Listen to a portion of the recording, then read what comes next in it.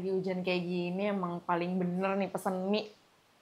Jadi nggak sabar mau makan mie. Mana ya mie-nya? Nah, cakep. Thank you, Bang. Satu cukup nggak ya? Nah, kita cobain dulu deh. Mie Indonesia. Mie Indonesia.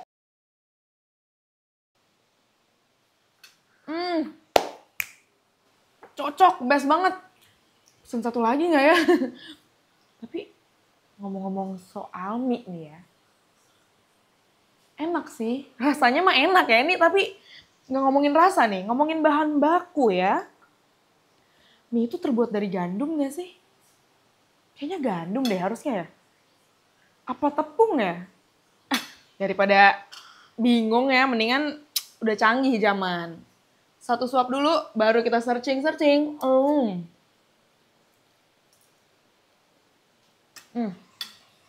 Ini terbuat dari gandum gak sih?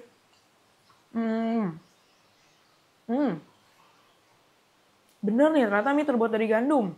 Mie terbuat dari gandum. Berarti Indonesia kaya. Mie selalu laku soalnya. Gandumnya dari negara orang nih. Gandumnya impor nih.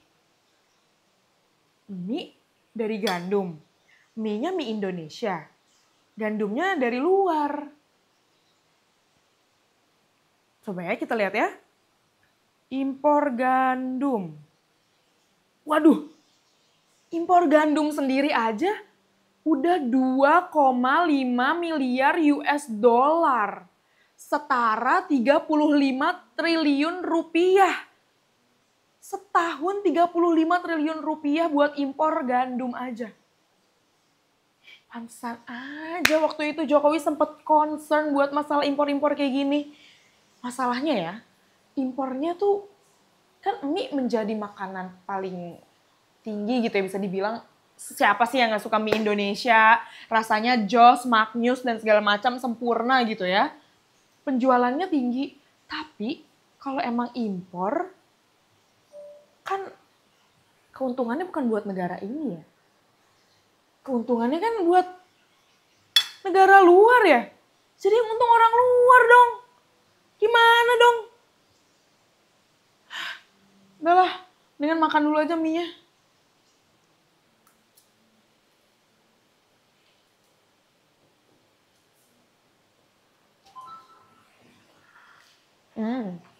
Mantap, cukup. Ternyata nggak perlu nambah nih. Tapi masih mikir ya, tadi yang diimpor banyak juga ya. Gandum, belum lagi motor, mobil. Buat gandum sendiri aja udah banyak tuh ya. Udah 35 triliun sendiri. Kira-kira impor-impor kayak gitu tuh dari kapan ya? Udah lama. Kok? Iya. Bapak tahu soal impor-impor ini, Pak? Iya, kalau impor gandum ya. Impor gandum itu udah dari tahun 1970-an, itu angkanya masih 5%. Tapi memang hari-hari ini sampai 2020 itu udah meningkat sampai 26%. Berarti makin lama makin banyak ngimpor nih, Pak? Iya, memang kita nggak memproduksi gandum ya. Bisa dibilang nggak memproduksi sama sekali. Ada memang ladang gandum di Merbabu ya, di lereng Gunung Merbabu. Tapi memang dikerjakannya masih secara konvensional. Kayak nyangkul, petani, tanpa mekanisasi gitu. Tapi Pak, ngomong-ngomong, kok Bapak tahu banget nih soal perimporan gini nih? Boleh Pak, mungkin kita kenalan dulu kali ya Pak ya? Oh iya, saya media. Iya Pak, media. Iya. Sebelumnya Bapak nih boleh kasih tahu Pak backgroundnya biar gak hoax gitu, biar kita makin ngerti. Saya dari Center of Economic and Law Studies. Saya Direktur Kebijakan Publik. Kredibel nih pemirsa. Iya, jadi begitulah. Bikin riset, kemudian advokasi kebijakan, dan PhD saya tentang finance dan ekonomi keuangan. Terus Pak, berarti kalau impor buat gandum sendiri tuh, kita lanjutin ngomongin impor ya Pak ya? Oh Karena iya. tadi saya makan mie nih Pak. Iya. Mie dari gandum ternyata impor, saya searching banyak banget. Ternyata Bapak kasih informasi makin lama makin banyak lagi ngimpornya. Iya, memang kalau gandum ini kalau data FAO ya kita salah satu negara pengimpor gandum terbesar bahkan di dunia. Dan memang konsumsinya itu sampai 13 juta per tahun. 13 juta porsi ya. Makanya kalau ada jokes yang bilang kalau kita ke pedalaman dimanapun di Indonesia itu ketemunya mie instan. Gitu. Dan kalau kita naik gunung di puncak gunung ya sampahnya sampah mie instan. Gitu. Jadi memang terjadi peningkatan tren konsumsi gandum. Misalkan anak-anak sekarang kalau dikasih opsi mau makan pecel atau mie instan atau pizza gitu misalkan pasti milih pizza ya misalkan gitu. Jadi kalau kita ke stasiun, ke terminal, toko-toko ya toko-toko roti semua. Jadi orang bergeser konsumsinya mulai mengkonsumsi gandum. Dan memang sebelum perang Ukraina Rusia itu harga gandum itu memang cukup rendah ya dibandingkan tepung jenis tepung yang lain. Pak, tapi kalau ngomong-ngomong soal impor nih kan kita juga ngekspor ya Pak ya. Itu apakah setarakah antara yang kita impor sama impor dapetin keuntungan uangnya buat negara sendiri nih apa gimana nih Pak? Kalau gandum memang defisit ya, impor kita lebih besar dibandingkan ekspor. Tapi kalau sektor lain tadi disinggung misalkan mobil ya. Kalau mobil itu kita memang relatif masih surplus. Artinya ekspor kita lebih banyak dibandingkan impor. Mobil utuh misalkan itu memang ekspornya lebih banyak. Tapi komponennya kita impor, kebanyakan impor. Berarti tetap kalau misalkan komponennya kita impor segala macam itu impor, iya. Keuntungannya tetap buat sana juga apa buat Indonesia? Ya otomatis kan nilai tambahnya berkurang ya dibandingkan mungkin kita memproduksi semuanya dari hulu ke hilir begitu. Pak, tadi impor-impornya kan udah dari lama banget. Iya. Terus waktu kita COVID kan nggak usah lah ngomongin impor ekspor lah. Iya. Maksudnya kita aja pekerjaan menurun semua menurun gitu ya. Itu gimana Pak dalam kondisi itu? Iya, pada saat COVID pasti neraca perdagangan berkurang ya. Dan juga memang secara ekonomi tertekan. Salah satunya karena menurunnya pajak ya. Kenapa ya? Karena memang daya beli masyarakat turun, perusahaan banyak yang tutup, sehingga kemudian pendapatan negara dari sektor perpajakan kan menurun. Bersamaan spendingnya besar kan, pemerintah butuh membayar subsidi lebih banyak, kompensasi yang dipecat, kompensasi untuk masyarakat miskin yang hidupnya sangat-sangat berat ya akibat pandemi begitu. Sehingga memang defisit Indonesia meningkat pada saat COVID, kalau nggak salah sekitar 4,7% gitu ya. Jadi memang ekonomi tertekan pada saat COVID. Tapi sekarang belakangan sudah mulai pulih, tapi memang belum kembali pada kondisi semula ya. Artinya memang tertatih-tatih. Contoh misalkan saudara kita yang di layoff pada saat COVID, itu terlempar ke sektor informal. Sekarang mau balik lagi ke sektor formal itu juga berat. Iya benar. Mau daftar kerja lagi juga belum tentu keterima. Iya. Sehingga mereka juga sebagian besar itu tetap tertahan di sektor informal. Di mungkin jualan makanan di jalan, terus kemudian ya sektor-sektor informal yang ekonomi yang relatif tidak produktif dibandingkan sektor formal begitu ya. Tapi Pak, kalau emang kita perlu banget nih ngelakuin impor ekspor gitu, itu kan pasar internasional gitu. Itu ada manfaatnya kah buat Indonesia atau kalau emang banyakan impornya gitu ya? Iya. Sebenarnya kalau perdagangan internasional itu pasti ada trade off ya, tentu ada manfaat dan mungkin sisi negatifnya juga ya. Tapi itu sepanjang tata kelola ekspor impor kita baik, sebetulnya nilai tambah dan manfaat terhadap ekonomi juga bagus. Jadi contoh misalkan perdagangan internasional itu mendorong diversifikasi komoditas. Artinya misalkan tidak terserap di dalam negeri, kita bisa ekspor keluar. Misalkan kita ekspor batu bara ke Tiongkok sama India, kita ekspor kelapa sawit gitu ya. Jadi ada diversifikasi, nggak cuma pasar dalam negeri. Bisa juga perdagangan internasional itu mendorong tenaga kerja. Misalkan kita punya industri tekstil, walaupun sekarang tertatih-tatih ya. Benar-benar. Tapi ya itu menyerap tenaga kerja yang sangat banyak. Termasuk juga teknologi, penyerapan teknologi. Misalkan Hyundai, Toyota. Kita bisa belajar banyak dari teknologinya kemudian diterapkan di Indonesia gitu. Jadi atau mungkin komoditas jadi lebih murah ya kalau karena perdagangan internasional. Mungkin orang mau beli iPhone, mungkin nggak cukup duitnya, ya bisa beli smartphone yang dari Tiongkok atau dari Korea yang mungkin di bawah tapi ya kualitasnya oke lah. Tapi semudah apa Pak kalau misalkan impor barang-barang kayak gitu tuh. Jadi kan perusahaan asing cepet banget masuknya nih. Sebenarnya kan persaingannya emang mungkin bagus tuh buat tenaga kerja dan segala macam. Cuman kan pasti saingannya sama produk lokal misalnya. Iya, Itu kan iya. sebenarnya berbahaya juga. Nah itu kayak gimana tuh Pak?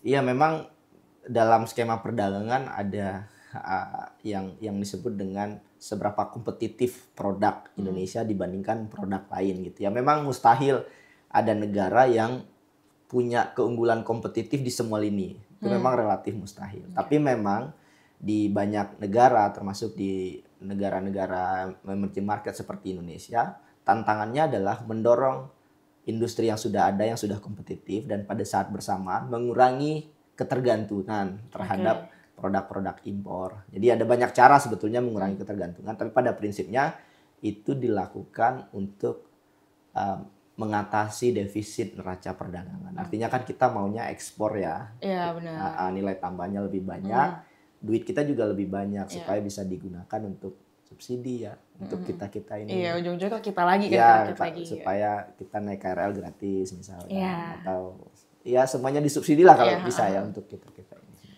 Tadi Pak nyinggung, tadi kan Bapak ngomong soal kebergantungan. Sebergantung apa sih kita sama produk impor tuh Pak? Beberapa produk impor memang kita sangat-sangat tergantung. Salah satunya gandum tadi ya.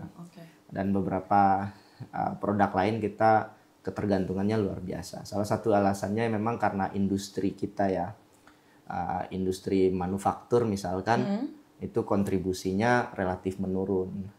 Sekarang sekitar 18%. Padahal dulu kita pernah jaya kontribusinya di atas 26%. Sebenarnya itu ada, Bapak tahu nggak penyebab menurunnya itu kayak kenapa? Ada banyak faktor ya, tapi kalau saya kerucutkan mungkin ada dua ya. Yang pertama itu faktor ya kebijakan impor kita yang ugal-ugalan. Saya kasih contoh misalkan di Tiongkok. Di Tiongkok itu tahun 1970-80-an itu kemiskinan ekstrimnya itu sekitar 80%. Sekarang itu kemiskinan ekstrimnya sekitar tahun 2020 itu di bawah 1%. Nah, salah satu yang menyebabkan mereka bisa survive itu karena industri baik skala menengah maupun skala kecil di Tiongkok. Dan kebijakan tahun 1980-1990-an di Tiongkok itu adalah insentif, subsidi, dan lokal proteksionisme yang dilakukan oleh pemerintah lokal di Tiongkok. Sehingga industrinya maju, kuat. Sehingga sekarang ketika produk Tiongkok diadu dengan yang lain, mereka udah kuat duluan. Iya benar, setuju. Ya memang lebih murah, lebih bagus, tahu sendiri ya. Iya. Kita semuanya menikmati produk Tiongkok ya. Jadi murah, bagus. Ya begitulah, sehingga kalah memang produk-produk lokal yang kemudian tidak bisa bersaing. Terus Pak, kan itu bukannya bahaya ya berarti kan buat negara kita sendiri kalau kita terus-terusan kayak gitu. Kira-kira nih Pak, Bapak bisa ngebaca nih, nggak nih ke depannya nih kira-kira Indonesia akan terus menurun kah? Atau kira-kira kalaupun mau kita naikin nih yang tadi yang penting-pentingnya itu kayak manufaktur dan segala macam, itu apa yang harus kita lakukan, Indonesia harus lakukan? Kalau yang harus dilakukan ya, ini pertanyaan susah ya, karena ada banyak perdebatan di luar sana, tapi saya kalau boleh pilih, ada 3 mungkin solusinya ya. 1 pajak, 2 pajak, 3 pajak. Pajak semua intinya ya? Iya, karena masa nggak pajak tuh Pak? Karena selama ini kita mungkin ada idiom besar pasak daripada tiang ya. Iya. Jadi kita lebih fokus pada spending, pengeluaran, ini bansos, berapa nih duitnya gitu. Tapi lupa bahwa butuh duit untuk itu. Artinya kita juga harus fokus pada pendapatan. Jadi gimana caranya tax ratio yang sekarang sekitar 10% itu bisa naik. Jadi kalau tax ratio kita naik, kita bisa punya banyak opsi untuk mendorong industri manufaktur. Kita bisa melakukan investasi peningkatan kualitas tenaga kerja, kita bisa membangun pusat industri, kita bisa membangun infrastruktur lebih baik, kita bisa support tenaga kerjanya dengan lebih banyak remunerasi, cuti hamil tapi tetap dikasih uang begitu ya, sehingga tetap produktif. Para pekerja itu bisa tetap produktif, dan kuncinya ya kita butuh pendapatan yang lebih banyak, tax ratio yang lebih tinggi. Nah ini tantangannya, bisa nggak kita meningkatkan tax ratio di Indonesia? Ada banyak jalan misalkan yang bisa dicoba. Pertama itu mungkin ini jarang didiskusikan di publik, pajak kekayaan. Itu gimana tuh Pak sistemnya? Jadi kalau pajak kekayaan itu berbeda dengan pajak berbasis pendapatan ya, karena sifatnya berdasarkan aset. Gitu. Jadi kalau pajak pendapatan kalau kita bertransaksi baru ditarik pajak gitu ya. Benar. Tapi kalau kekayaan itu dari kekayaan kita. Jadi banyak riset menunjukkan misalkan 2% saja dari pajak kekayaan itu bisa mengurangi ketimpangan. Jadi kalau hitung-hitungan saya 2% saja dari 50 orang super kaya di Indonesia per tahun, maka itu jumlahnya bisa mencapai 81 triliun. Hanya dari 50 orang super kaya ya. Dan itu 81 triliun kan besar sekali, bisa digunakan untuk subsidi sektor industri, untuk bansos. Terus Pak, kalau emang sekarang sistem si pajak kekayaan itu belum berlaku kah atau emang yang kaya-kaya ini ternyata nggak lapor pajak kah atau gimana nih? Di banyak negara sudah mulai coba diberlakukan, tapi memang tidak cukup populer. Tidak cukup populer karena kerumitan untuk menarik pajak kekayaan itu juga sangat kompleks begitu ya. Karena misalkan ya, harta mana yang bisa ditarik pajak kekayaannya. Ini berbeda ya dengan pajak pendapatan gitu. Tapi ke depannya ada dorongan nih karena kue ekonomi Indonesia itu hanya dinikmati oleh sebagian kecil masyarakat begitu ya. Orang-orang super kaya gitu dan seharusnya mereka bisa berkontribusi lebih banyak. Jadi kalau ini dielaborasi sebetulnya kita dapat alternatif pembiayaan yang lain. Di luar itu sebetulnya ada banyak lagi sumber pajak yang lain ya kayak pajak karbon. Itu kalau tahun depan diterapkan itu potensinya bisa 23 triliun misalkan. Ada lagi pajak windfall tax batubara, pajak produksi batubara gitu. Kan efektif ya buat betul karena juga. Sekarang kan batubara lagi booming, mereka dapat duit banyak dari sana, ya harusnya kita mendapatkan berkah pajak lebih banyak dari sektor itu gitu. Jadi kalau ini dielaborasi sebetulnya jumlahnya signifikan untuk menjamin kesehatan fiskal kita. Untuk kita juga kan ya. Iya, ujung-ujungnya kita juga soalnya ngerasain. Pak balik lagi nih, kita balik lagi ke gandum nih Pak. Oh gandum ya. Kita udah jadi ngomongin ke pajak kekayaan kemana-mana nih. Semoga nanti ke depannya ya teman-teman semuanya amin. Buat Indonesia juga soalnya ujung-ujungnya buat kita juga. Nah Pak tadi nih, jadi tugas kita tuh sebenarnya apa nih Pak ngomong-ngomong soal gandum impor tadi? Apakah kita mengelola kekayaan Indonesia sendiri kah atau gimana Kak? Yang bisa kita, yang paling gampangnya aja deh Pak. Praktisinya di dunia nyata ini kita gimana? Iya, kalau soal gandum kan itu defisit ya memang kita ya. Artinya kita perlu sektor-sektor lain yang lebih kompetitif untuk supaya defisit neraca perdagangan misalnya di sektor gandum ini tidak mempengaruhi neraca keuangan secara primer gitu. Jadi memang sektor-sektor lain juga harus kompetitif begitu ya. Misalkan kita mau nggak mau sekarang terbatas impor gandum, pelan-pelan kita kurangi ketergantungannya gitu ya. Dan pada saat bersamaan sektor-sektor lain kita juga bisa harus dorong begitu ya supaya secara neraca perdagangan itu pendapatan kita lebih besar daripada pengeluaran. Jadi sektor-sektor lain kita cukup hebat ya, sangat hebat. Misalkan kopi Indonesia itu luar biasa. Udah ke banyak negara, tapi diekspor bahkan juga sayangnya itu oleh pihak ketiga di negara lain misalkan. Gerbong kereta api misalkan kita juga ekspor ke Bangladesh. Kita ekspor, ada PT Inka, kita ekspor gerbong kereta api ke Bangladesh, Filipina, itu kan hebat ya. Bahkan jersey Premier League mungkin nggak banyak yang tahu ya, ada 4 tim Premier League itu pakai jersey buatan Indonesia, made in Indonesia. West Ham, Bournemouth, Everton, Burnley itu pakai jersey buatan Indonesia, made in Indonesia. Jadi kita nggak kalah sebetulnya dari keunggulan kompetitif yang sektor-sektor lainnya. Dan itu mungkin perlu diperbanyak ya. Pak kalau misalkan dari industri yang kayak nikel, tembaga, gitu-gitu sendiri tuh gimana tuh? Ya memang sekarang kan ada kebijakan kita nggak mau ekspor nikel mentah gitu ya. Tapi kan ya maksudnya baik karena saya juga memahami sekarang sayang juga kalau kita hanya ekspor biji mentah gitu ya. Tapi memang tantangannya nggak mudah karena kita berhadapan dengan skema perdagangan internasional.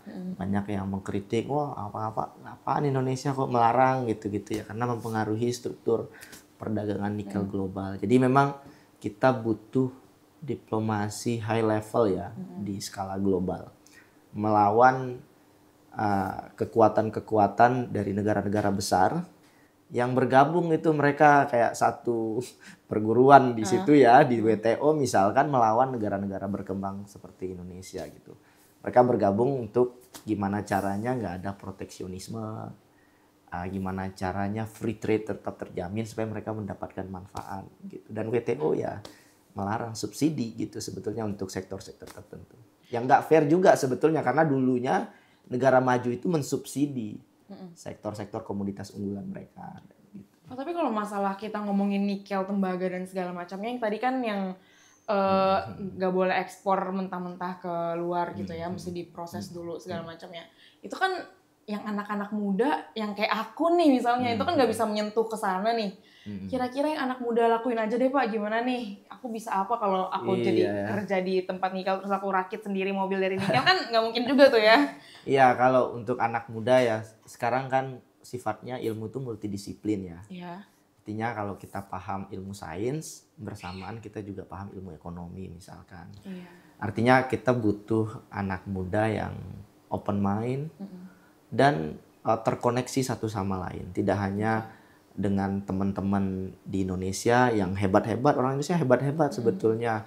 Kita punya banyak sekali orang-orang pintar di Indonesia, dan juga anak-anak muda harus terkoneksi juga dengan exposure global begitu ya, informasi soal misalkan bagaimana melakukan ekspor.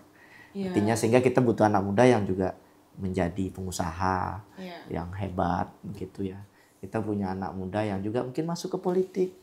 Kita mungkin punya anak muda yang profesional, kerja mungkin di perusahaan dan etos kerjanya kuat, apalagi bahasa Inggrisnya bagus, rajin, dan kemudian punya visi ke depan.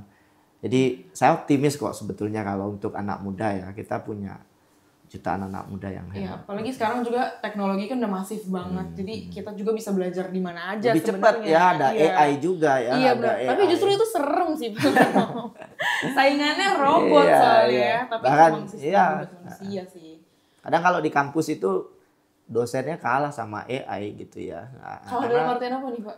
Karena kan AI punya segala macam informasi ya. Iya. Dan dalam tanda kutip kadang dosen ketinggalan dengan kecepatan AI merangkum informasi itu. Memang di sisi tertentu soal etika, kemudian luhur gitu memang nggak bisa tergantikan manusia ya. Tapi ya AI something else ya. Pertanyaan terakhir Pak. Mampukah nanti Indonesia akan survive dari, kita lihat nih, Bapak lihat impornya yang sangat tinggi, Indonesia akan survive sampai mana, dan harus cepat-cepat yang melakukan apa biar Indonesia bisa survive? Kalau pertanyaannya Indonesia apakah bisa survive, dalam waktu dekat mungkin kita oke-oke aja. Karena pajak dari batu bara masih cukup bagus, anak muda masih banyak yang mau lembur kerja, masih produktif gitu ya. Tapi kan industri batu bara industri kotor. Pendapatan dari sektor itu akan berkurang terus. Kita yang muda-muda ini kan nanti bakal tua juga ya. Dan kita nggak bisa berproduksi seperti sekarang. Otomatis dari agregat ekonomi akan mengalami penurunan. Sehingga memang kalau kita ingin survive itu fokusnya jangka panjang sebetulnya. Kita perlu ekonomi yang lebih berkelanjutan. Ekonomi yang tidak tergantung pada industri kotor batu bara. Ekonomi yang punya nilai tambah yang kuat. Ekspor kita harus diperkuat, industri manufaktur, industri teknologi kita harus kuat. Industri teknologi misalkan kita lihat bagaimana Korea Selatan memproteksi, membranding produk-produk smartphone misalkan dari Korea Selatan lewat K-pop-nya gitu ya. Dan negara seperti Korea itu serius untuk mendukung industrinya. Dan kita perlu terobosan kebijakan yang berani. Dan satu lagi memang butuh uang untuk itu. Dan butuh uang jangan dari hutang. Kita harus menggali sektor pajak yang baru. Makanya kita memang butuh pemimpin yang berani. Nggak hanya presiden yang berani, tapi juga menteri yang berani, kepala dinas yang berani, kepala desa yang berani. Sampai lini terbawah lah ya harus Pak ya. Berani. Tapi memang dimulai dari atas. Kalau yang dari atasnya berani, bawahnya mengikuti. iya, di bawahnya mengikuti. Berani dalam arti bagaimana ya kondisi-kondisi yang saat ini sudah rusak itu bisa diperbaiki. Oligarki di sektor pertambangan, oligarki di sektor impor ilegal itu bisa kalau bisa dihantam rata gitu ya. Gitu ya. Amin dah Pak. Terima kasih Pak Ya. Media sekali lagi. Saya tadi lagi makan mie, Oh, ya. terus Pak Media nyamperin, udah saya dapat ilmu banyak, kalian juga dapat ilmu banyak. Pokoknya intinya tadi yang bisa diambil ya, jadilah pemimpin yang berani. Pokoknya mentalnya harus kuat, apalagi sekarang kita udah cepet banget teknologi udah masif. Selain berani, kita juga harus pintar pastinya. Karena kalau berani doang tapi kosong kan sama aja bohong ya. Jadi harus jadi pemimpin yang berani. Jangan lupa saksikan untuk episode yang lainnya, pastinya akan mendapatkan ilmu-ilmu yang menarik lainnya. Terima kasih Pak Media sekali lagi. Terima kasih. Sampai bertemu lagi kesempatannya. Siap, Bapak siap. mau mie Pak? Oh iya. Gandumnya boleh, tapi impor boleh. Pak. Oke sip. Siap. Terima Terima kasih.